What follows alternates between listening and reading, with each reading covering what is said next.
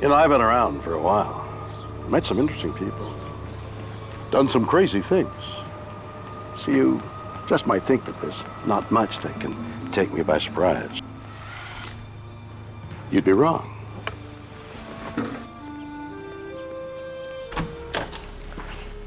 The world is full of stories, science and things that amaze and confound me.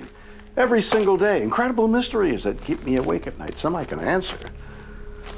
Others just defy logic. Are aliens among us? In Colorado, a farmer makes a gruesome discovery. A cow is mutilated by technology beyond human comprehension. My first thought was, they're back. Did aliens commit this ghastly crime?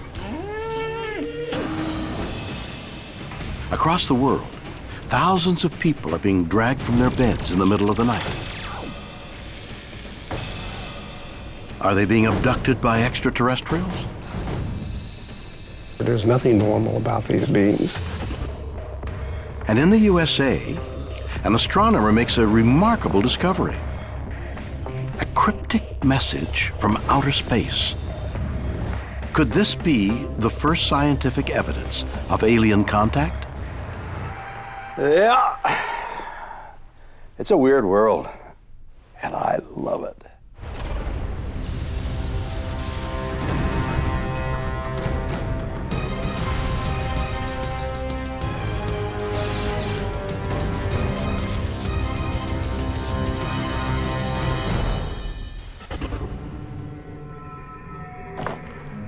Aliens exist.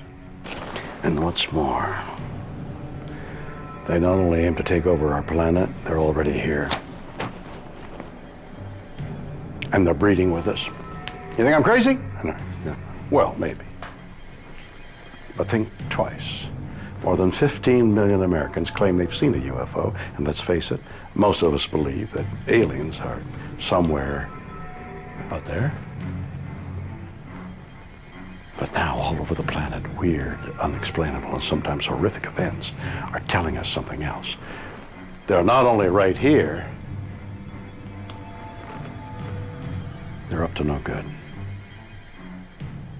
Weird, or what? The San Luis Valley is a beautiful corner of Colorado, and home to hundreds of cattle ranchers just like Mike Duran. I grew up in the area here, lived here all my life. But on March 8th, 2009, Mike's perfect world was shattered when one of his prized cows went missing. Last time we saw her was Friday for sure. Sunday when I came to feed, I noticed her little baby was by itself. It's not unusual for cows to get separated from the herd. But farmers must find these valuable animals, and fast. So I went around the property looking for her, and I did not find her, so I went on a ridge, and on the ridge I can see the whole property very, very good. Finally, Mike finds what he's looking for. But it's not good news. I figured while she came down, she just fell, and she just died. Thought to myself, well, she's been a good cow. But on closer inspection, Mike makes a horrifying discovery. And that's when I noticed that her udders had been removed. And then I looked and also noticed that the female organ around the vaginal area had also been cut out. And it's weird because there's no blood around, there are no tracks. It appears Mike's cow has been brutally mutilated. But remarkably, this senseless crime isn't the only one. In the dead of night, someone or something crept onto the Martin property and removed the sex organs and other parts from a 700-pound steer. I don't see anything on this side. Garth Lamb had never seen anything like it. It appears to be something very sharp. During the last century, cattle mutilation has been reported all over the world. The incidents are all chillingly similar. The animal's sexual organs, tongue, eyes, and ears are often missing. Its blood has been drained. and there is no evidence to identify the attacker. Mike believes he knows what is responsible for these vicious mutilations. The cuts are something that you cannot just make with a knife or anything. It looks like it's cut and cauterized at the same time, like a laser cut. My first thought was they're back. I believe that it's not something from this world. People may think I'm crazy, but I think it's likely that it's something extraterrestrial or aliens.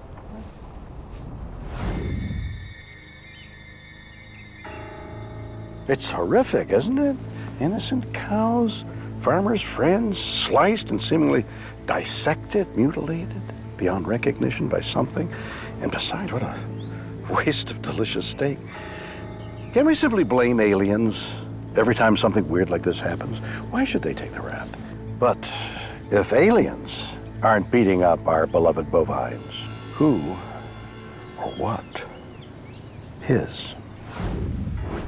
Arkansas State Police Officer Sergeant Rick O'Kelly and Sergeant Doug Fogley are cow mutilation experts. They personally investigated nearly 40 identical cases in Washington County in 1979.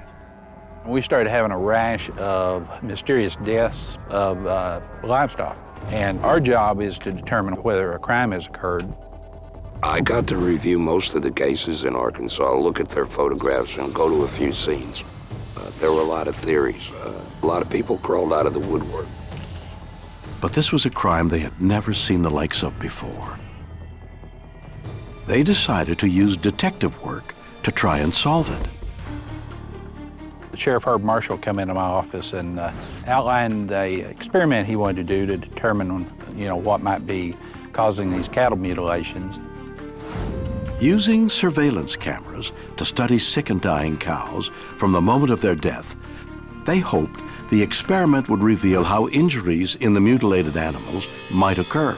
What we were seeing within just a couple of hours, these animals would start to bloat from the gases inside, and that would force all their organs on the outside. The eye that was turned up, that was exposed to the air, it was missing, it was gone. The tongue was missing, and the sexual organs of the animal, they were all gone. But could escaping gases account for other classic signs of mutilation?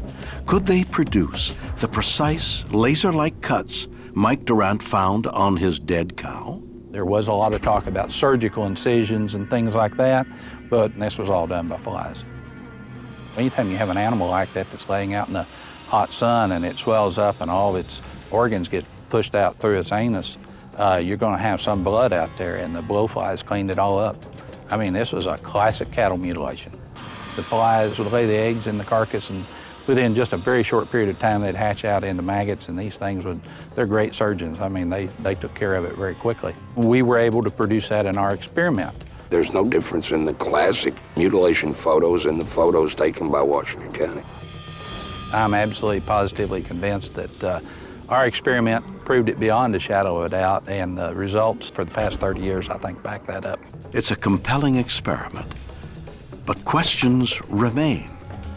What killed seemingly healthy animals in the first place? And what about the lack of blood? Christopher O'Brien is an investigative journalist. He's been independently researching livestock mutilations since 1992. I find it very hard to believe that aliens are coming light years to harvest parts for lipinized stew or udder souffle, or for whatever reason. Somebody, somewhere, knows what is behind these perpetrators' agenda. Chris believes the answer is far more sinister. We have 350 reports, very good documented reports of helicopter activity in and around cattle mutilation sites. And since then, we've had about 100 more. They are monitoring what I think is a scourge in the food chain, which is known as mad cow disease. Mad cow is a highly infectious and deadly disease that can spread from cows to humans with horrific results. When it's discovered in livestock, all hell breaks loose. Because of the pervasive spread of this disease in England, 6 million head of livestock were slaughtered. Chris believes this deadly disease and the cattle mutilations are linked. The first outbreak in '67 occurred right when the first publicized cattle mutilation case occurred, which was actually a horse named Snippy. Ever since then, we've seen the spread of this phenomenon across the United States. 32 states at last count have been targeted, and we're no closer to finding out who or what is doing this. Now, I find it interesting that mad cow disease should break out in the environment, and then we have these unusual livestock deaths case commencing. And if we do have mad cow loose in the food chain, it stands to reason that there's some quasi-military, possibly a government group, that's going around lifting these cattle from the pasture, doing environmental monitoring to find out how pervasive this is sweeping through cattle herds. Covert government choppers dragging cows away to be tested for mad cow disease. It might explain why there is no footprints at the scene, but does it tell us why their organs were removed? The soft tissue organs that are most commonly removed during these cattle mutilation experiments are the organs that humans develop cancer in most often. I think that there's a connection there. These soft tissue organs are also the youngest organs in the body. They're the quickest regenerating tissue, and you can find the most recent residual effects of the environment in these organs. It's a remarkable claim. But why keep it secret? If the government ever let word out that they were doing this and that the food chain had been compromised, you could just imagine what the panic would be in the red meat-eating public, and that's not going to happen. So let's think about this. What have we learned so far? Horrific cattle mutilations are taking place all over the planet. These mysterious and unthinkable crimes have so far been blamed on choppers, kidnapping, mystified animals in the middle of the night, part of a mad cow conspiracy. And if you think that's hard to follow, others will believe the culprits for these heinous crimes are flies. Maybe the idea that these were encounters with aliens isn't so crazy. Have I killed an alien? Worldwide, cattle are being mysteriously mutilated. Is E.T. responsible? The evidence that we have is that alien intelligences are actually sampling the environment through the removal of tissue and glands of animals on a global scale. Philip Hoyle is the director of the Animal Pathology Research Unit in the UK. He believes that not only are aliens guilty, they are more advanced than we can imagine. Some of the weirdest stories we hear from farmers that actually have these mutilations is they see spheres of light, and within those lights what clearly can only be described as UFOs, and they operate completely differently and unconventionally to any helicopters or any known aircraft. We have some evidence that the perpetrators are actually taking the animals from the farms by using special, what we call transference beams. These beams are an anti-gravity beam, and as soon as the animal is placed in the beam, they are taken on board the craft, where the animals are obviously dissected and then placed back onto the ground. The materials that have been actually removed from the animals are then taken back, obviously, to another location, possibly off-world, to be used in whatever agenda that they might have. Transference beams might account for the lack of evidence surrounding the cows on the ground. But does Hoyle have an answer for the precision surgery?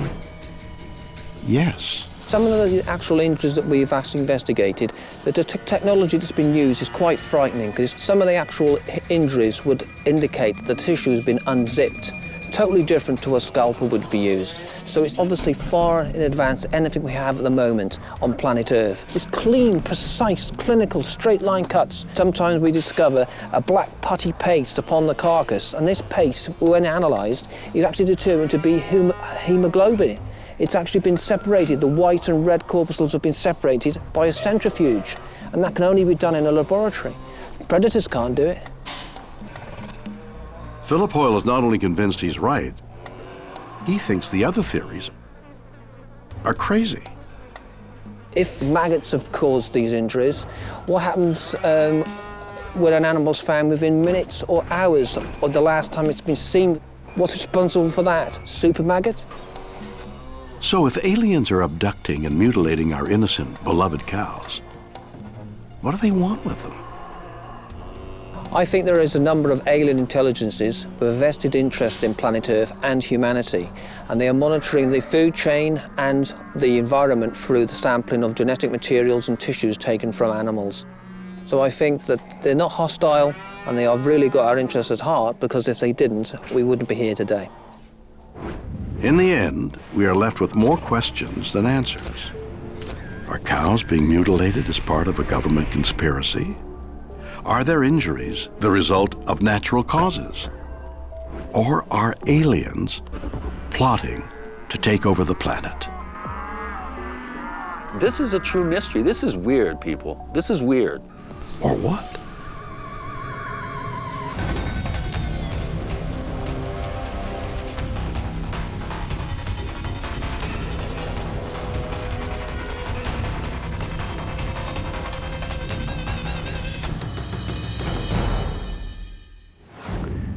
You know, I love my sleep. I sleep like a baby. In fact, there's nothing that can wake me up save for, well, never mind. But across the world, for hundreds, indeed thousands of people, sleep is a living nightmare. These chosen ones are being woken up in the middle of the night, dragged from their beds and taken to somewhere strange. Where are they going? And who? Oh!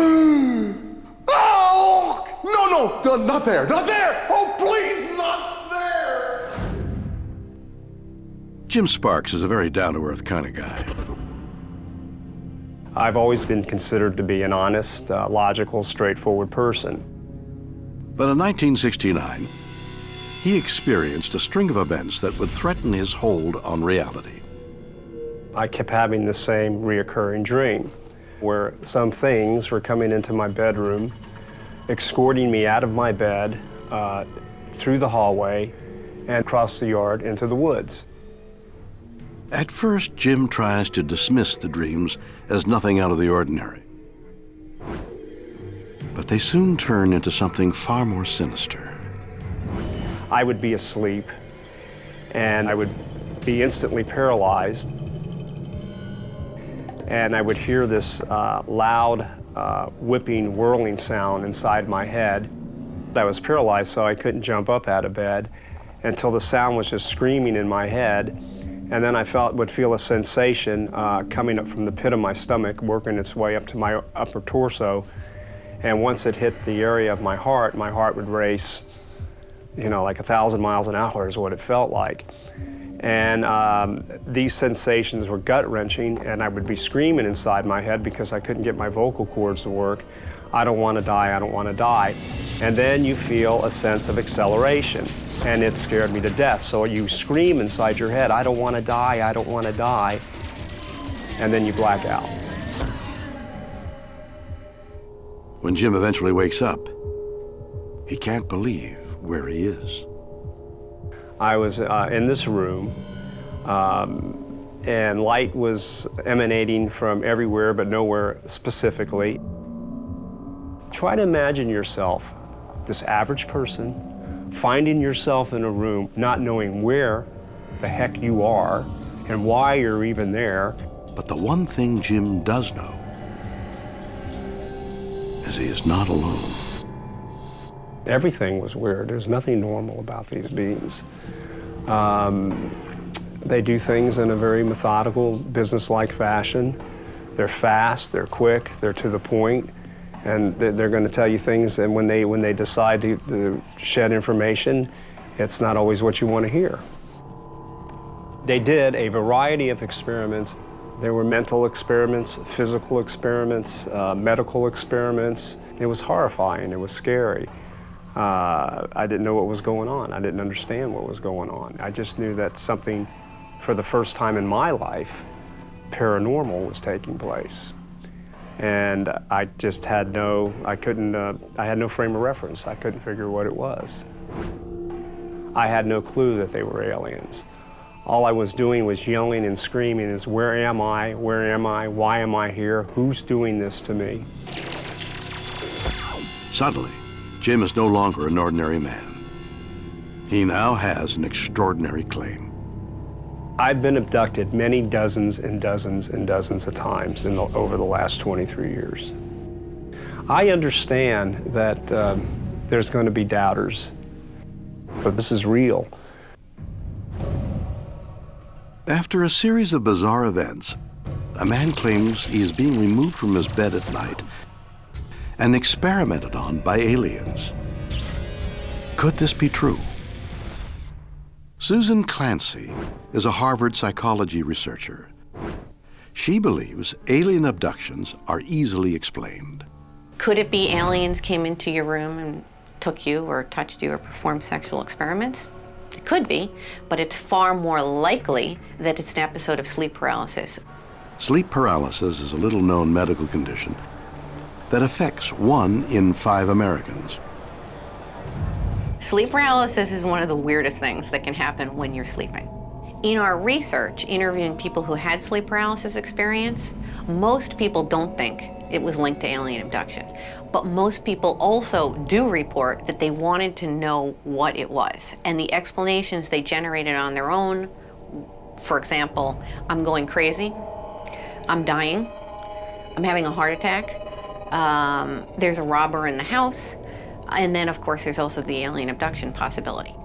I experienced sleep paralysis once. I was actually writing on sleep paralysis, and I had a new baby, and I was on my couch trying to finish a paper, and I fell asleep.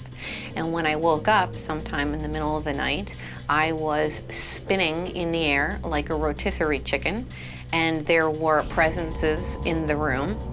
And I remember thinking, it's real. It's all real. People really are being abducted.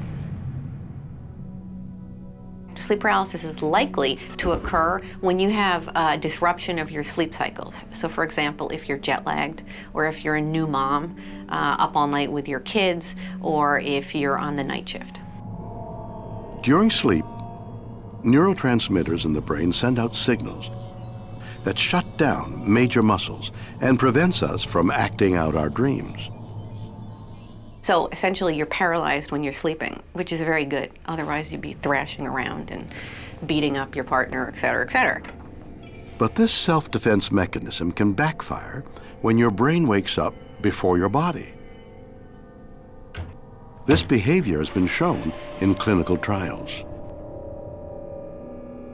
When you experience sleep paralysis and you wake up, you're still experiencing the paralysis that accompanies sleep. So it really is this limbo state where your two sleep cycles, sleep and awake, have temporarily overlapped. You are aware of being awake, but you're still sleeping in the sense that you're paralyzed. Now imagine this. On top of that, when you experience the sleep paralysis, you were dreaming. So imagine what happens when you're having a dream, the visual images going through your head, the feelings you have. Those visual images, those feelings, that kind of dream mentation is going to leak into your waking state. It is a terrifying experience. In this bizarre limbo state, terrifying images from the dream world can take over. You can feel that there's something in the room. You open your mouth to scream, but you can't because you can't move.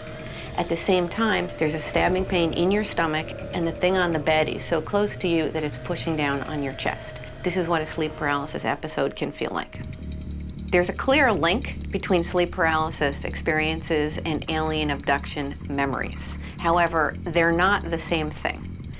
The way sleep paralysis figures into alien abduction is that usually a sleep paralysis episode is the first thing that happens to people that makes them suspect they may have been abducted by aliens. So they have an episode of sleep paralysis, they wake up, they're thinking, my God, what just happened to me? If these are people that are familiar with movies about alien abduction or have read books about alien abduction, many of them will think, wow, is it possible that I was abducted by aliens? They're searching for meaning. That's perfectly natural. Are thousands of people who claim to be abducted by aliens simply victims of sleep paralysis? Or can these bizarre stories be explained by something else? Neuroscientist Dr. Michael Persinger believes he has solved the mystery with a remarkable invention known as the God helmet. The helmet has little devices that generate magnetic fields. They are pulsed through the brain at very weak intensities, very much like putting your face in front of a computer screen. What controls them is a computer program, special software that translates a series of numbers from 0 to 256 through an analog to digital converter to the pattern. And the pattern we extracted from the brains of people who were having, or at least reporting, these kinds of experiences. So we replicate nature. The God helmet was designed to discover why our brains are so receptive to religious experiences. But during a series of experiments in 2005, Persinger discovered it produced something unexpected and weird. And it says you felt the presence of something. Yeah, there's like other things around me.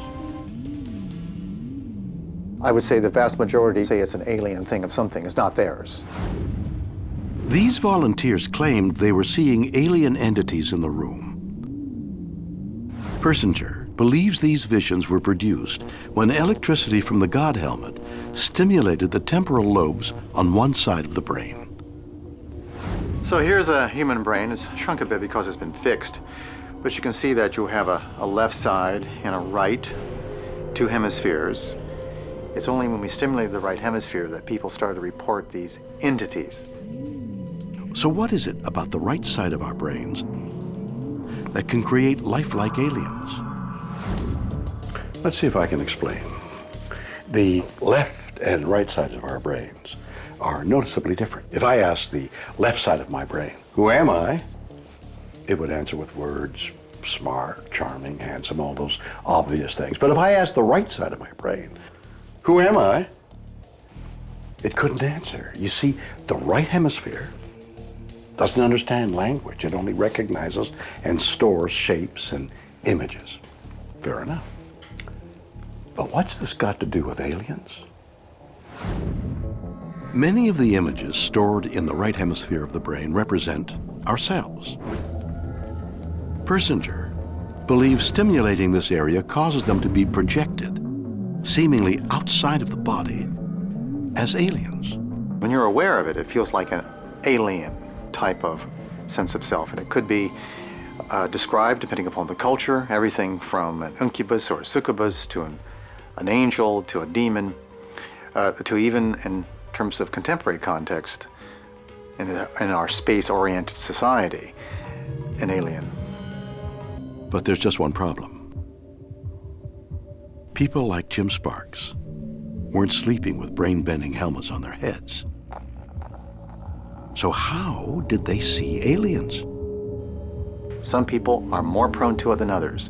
These individuals pick up all kinds of small alterations in the environment, and what triggers it can be something as minor as simply a single neuron. Now, what makes that neuron fire? Well, sometimes it's the intrinsic electrical sensitivity of the person. Sometimes it can be external magnetic fields.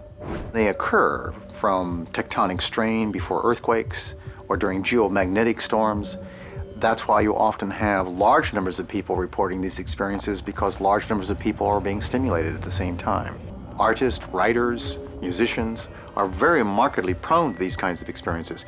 In the ancient days, they were called the muse. You were visited by the muse from another dimension that gave you special inspiration or knowledge or even precognitive type of experiences. Today, of course, we call them alien experiences, and they're just as real to the person as the muses were to the poets of the past. Are alien abductions simply a trick of the mind? Or could they be true? One man believes we should be very afraid. I fear for my kids and everybody else's kids. Thousands of people worldwide claim they are being abducted by aliens.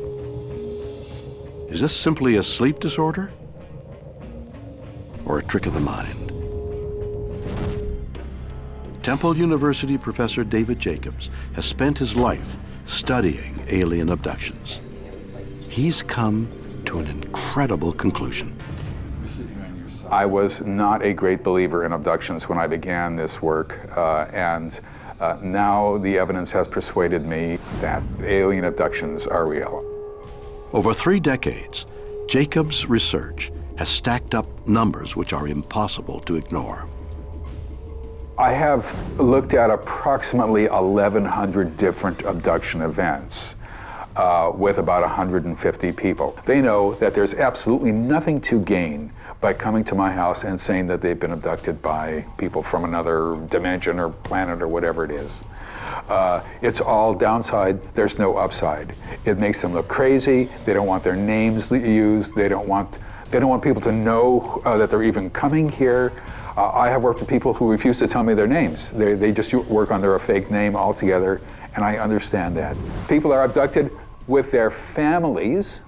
They are abducted with strangers. They're abducted in groups. People can verify each other's abductions.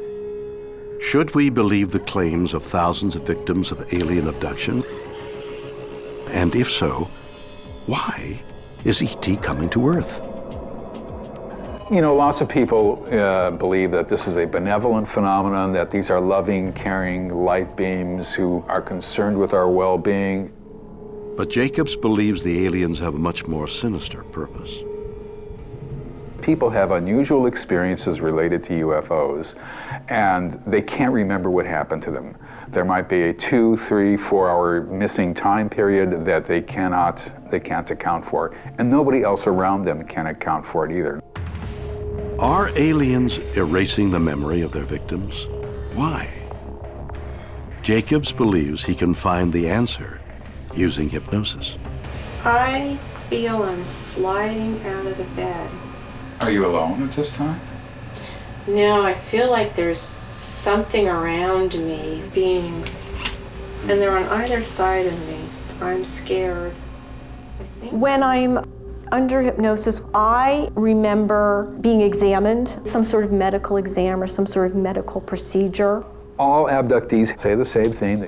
They are required to lie on a table, and when they do that, a series of physical, reproductive, and mental procedures are performed upon them. They have a staring procedure whereby a gray alien will stare directly into their eyes from a distance of 1 inch or maybe even touching foreheads. They cannot close their eyes, they can't shift their eyes, and they can feel a sort of something happening in their mind. It might be flashes of images, it might be the evocation of feelings, it might be all sorts of things that these beings want to have happen. If it's a woman, eggs are taken. If it's a man, sperm is taken. Why would aliens perform these brutal acts? When Jacobs digs deep, he uncovers something bizarre. There was one experience I can remember with a small baby. I don't know what you would call it. The baby that I was holding was very pale colored, seemed very weak to me, and didn't have a lot of hair. And I felt like I was comforting it somehow. So that was my experience with this baby. And it was, you know, it's a small fleeting memory in the entire experience. And it was puzzling to me because I didn't understand it. They all describe unusual looking babies or children who look sort of like a cross between alien and human. There was a spectrum. Some looked more human and others looked more alien. Jacobs believes there can only be one answer. Aliens are breeding with humans. Why are all sorts of people describing this? We think that this is an integration program into the society. Why it's an integration into the society, I don't know. We don't know that. That is the main question in abduction research now. Why? Abductees are not told why, and therefore we don't know why. Now, if this were psychological, we'd know why. They just make it up like they're making everything else up. And we'd have a variety of whys, but we really do not know why. It's adding up to the exploitation of one species over another. I fear for my kids and everybody else's kids. I fear for the generations coming up. I don't think that they're going to be leading the lives that they think they're going to be leading. Are aliens abducting innocent people in order to create a breeding program and take over the planet? Are they walking amongst us? Whatever the answer, this story is definitely weird, or what?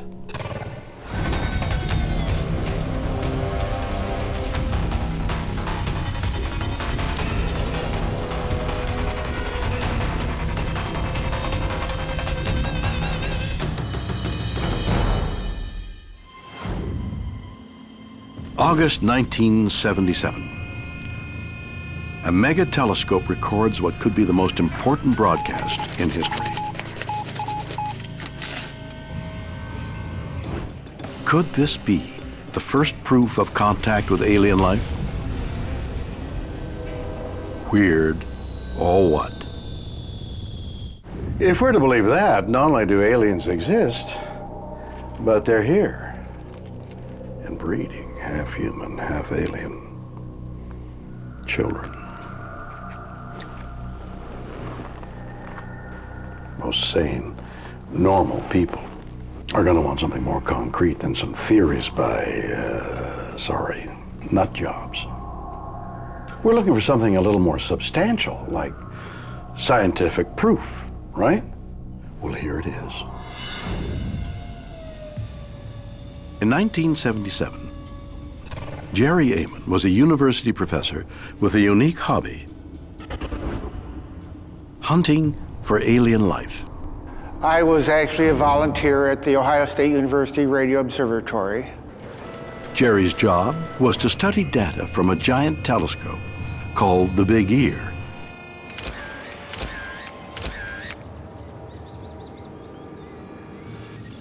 Acting like a giant radio antenna, Big Ear hoped to receive a message from outer space. But finding a needle in a cosmic haystack wasn't easy. I had been looking at the printouts for many months, but seeing nothing significant. After years of little more than radio silence, at 10:16 p.m. on August 15th, 1977, the Big Ear suddenly came to life. For the next 72 seconds, it would pump out a message that could ultimately change the world. I looked at the computer output, and just within 2 or 3 pages, I saw the signal. This was so unusual. Normally, printouts from the Big Ear contained a few ones and twos, representing weak signals from the lifeless vacuum of space. But what Jerry saw could only be described as weird. I saw 6EQUJ5, a sequence of numbers and letters representing a signal that was rising, reaching a peak, and then falling off. I called the director of the radio observatory. We decided to start looking up known sources of radio waves, planets, satellites, anything we could think of. Nothing matched, not a thing. So I circled it and wrote the word wow.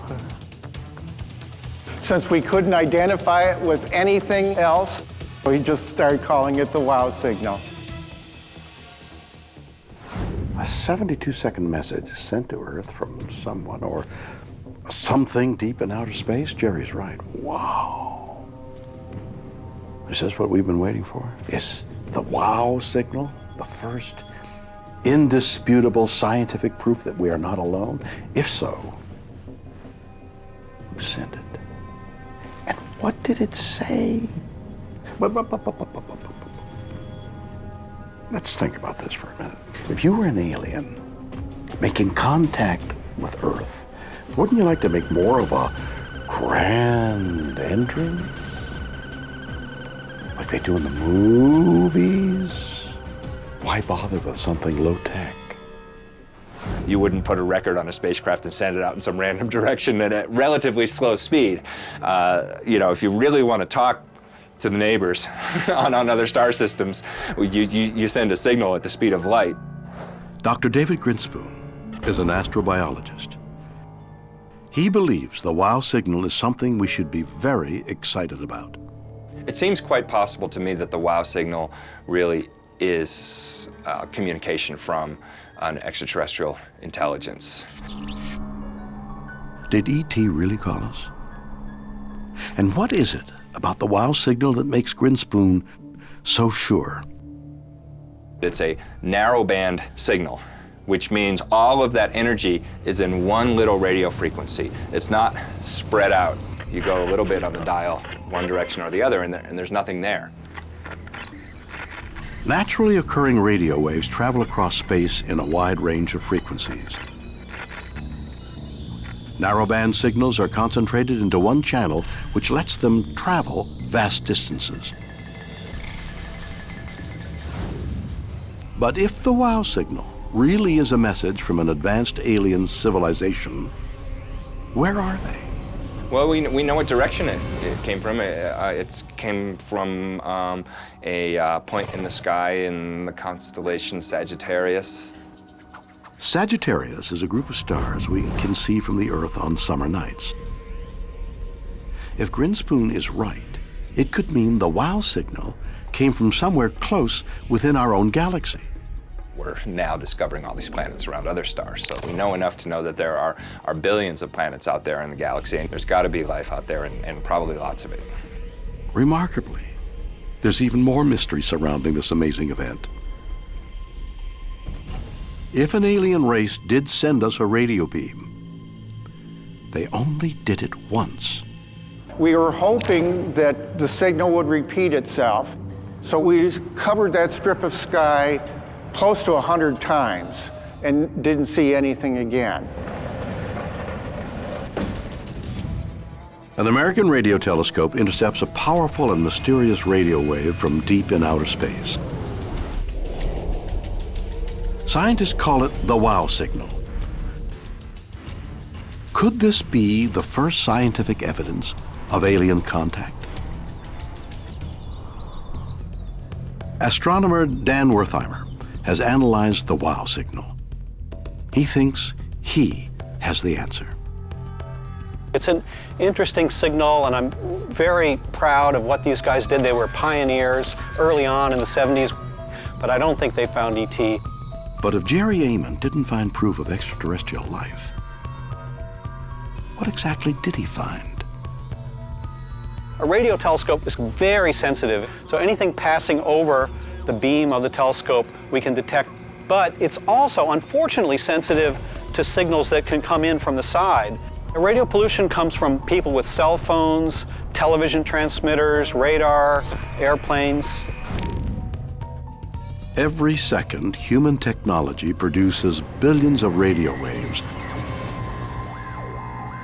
On a radio telescope, most of them are seen as random energy. But the wow signal was a concentrated signal over 72 seconds long. Could anything man-made produce something similar? The answer is yes. And that kind of thing can come from a satellite passing over the dish. As it gets near to the dish, it gets stronger. As it goes right over the dish, it's very strong, and then as it moves away from the dish, it gets weaker. We have hundreds of these things that look very similar to the wow signal, but they're not ET. Did Jerry Amon mistake a satellite for a message from aliens?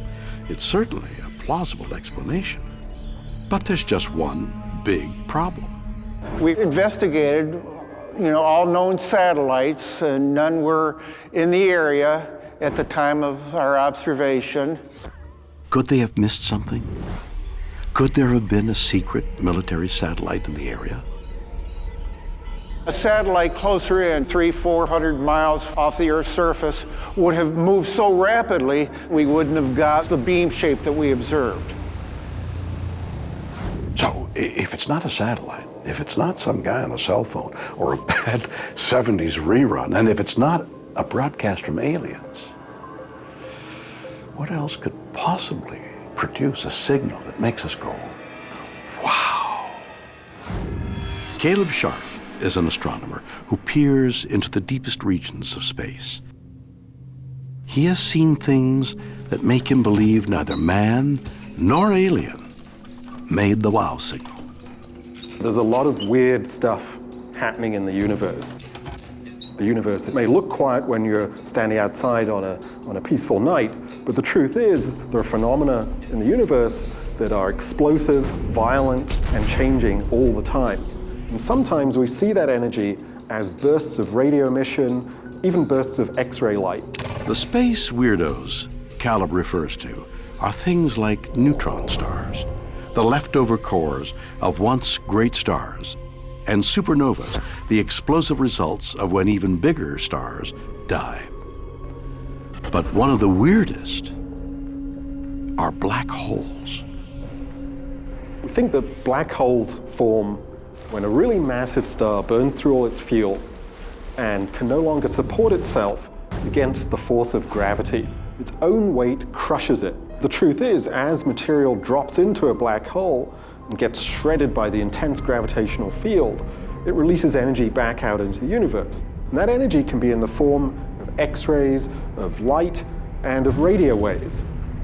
It's as if, after the black hole has a meal, it burps. And that burp can be heard across the universe. So, the wow signal, the thing that we thought might be the first message from an advanced intergalactic civilization, and one of the greatest moments in human history, is just a black hole belching after gulping down a nebula too fast. Is this guy for real? And does it explain the biggest mystery of all? Why we only heard the wow signal once, I'm not sure it does. Excuse me. There are many phenomena out there that may only happen once in a human lifetime. So imagine you're in a big stadium, and there are 20,000 people around you, and they all have cameras with flashes. You'll see a flash, and you'll try to locate it. The problem is, it's almost impossible to know exactly who used their camera at that moment. And the wow signal is kind of like that.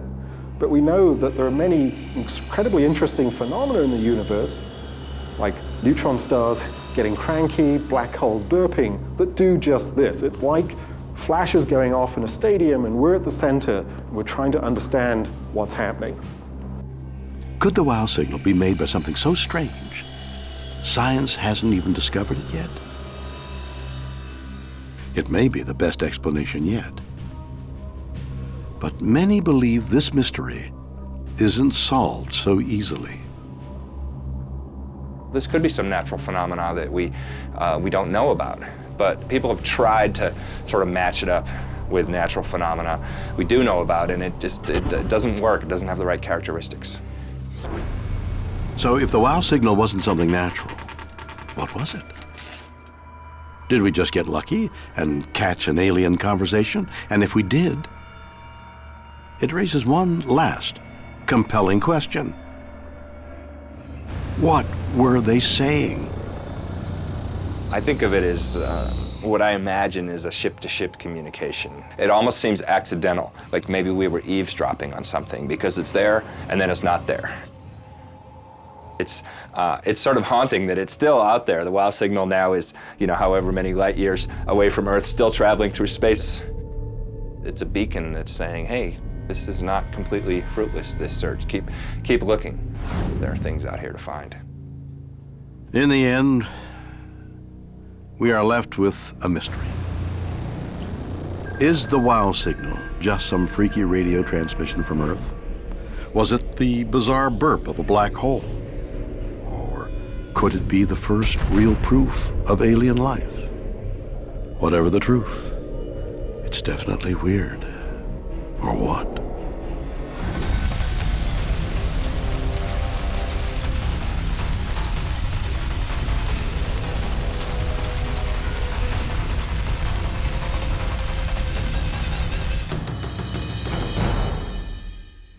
So there we have it. Strange and mysterious stories of encounters with aliens. In Colorado, a farmer discovers a cow mysteriously mutilated by unknown forces. In Texas, a man is taken from his bed night after night, abducted and experimented on by beings he cannot comprehend. And in Ohio, an astronomer receives a cryptic message from outer space. Are these bizarre stories evidence of human encounters with aliens?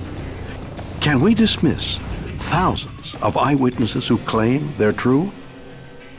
You decide. Join me again next time for more stories that will undoubtedly be weird or what?